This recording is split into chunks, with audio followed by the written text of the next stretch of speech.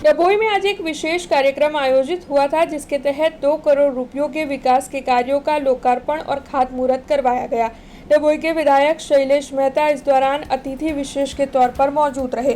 तब सबसे पहले उनकी ओर से ढोलार प्राथमिक स्कूल का लोकार्पण किया गया, जिसे 1 करोड़ रुपयों के खर्च पर तैयार किया गया है।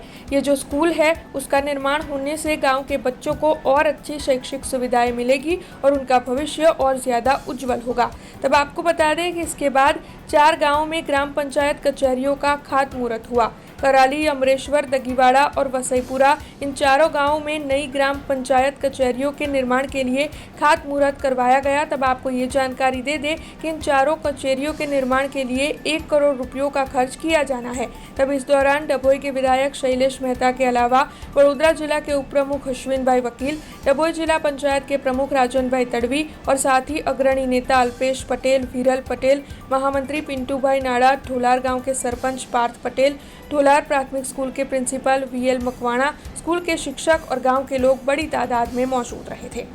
ढोलार गामे ढोलार प्राथमिक शाळाનું મકાન અને જે જૂનું મકાન હતું એનું રિનોવેશન ને બીજા 4 નવા રૂમો, કોમ્પ્યુટર લેબ 1 કરોડ રૂપિયાના ખર્ચે અહીંયા આગળ સરકાર દ્વારા સર્વ શિક્ષા અભિયાન હેઠળ બનાવવામાં આવ્યું છે। આજે એનું લોકાર્પણ કરવામાં આવ્યું છે।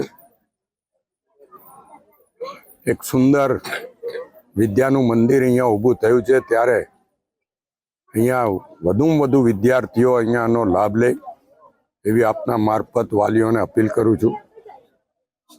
સુંદર મકાન, ગ્રાઉન્ડ પણ સુંદર છે અને અહીંયા શિક્ષણ પણ સારું શિક્ષકો દ્વારા આપવામાં આવે છે, ત્યારે એનો લાભ લોકોએ લેવો જોઈએ। જ્યારે સરકાર આટલો બધો ખર્ચો કરતી હોય ત્યારે સરકાર પર વિશ્વાસ રાખીને પોતાના બાળકોનું ભવિષ્ય આવી સુંદર શાળામાં ભવિષ્ય માટે તૈયાર કરવા જોઈએ।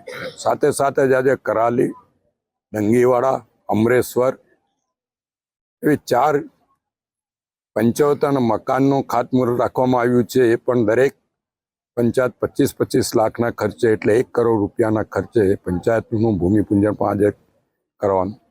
આમ કરીને આજે ડભોઈ તાલુકાના ગામોમાં 2 કરોડ રૂપિયાના કામનું લોકાર્પણ અને ભૂમિપૂજનનો કાર્યક્રમ રાખવામાં આવ્યો છે। મારી સાથે જિલ્લા પંચાયતના ઉપપ્રમુખ અશ્વિનભાઈ, તાલુકા પંચાયતના પ્રમુખ, અમારા સંગઠનના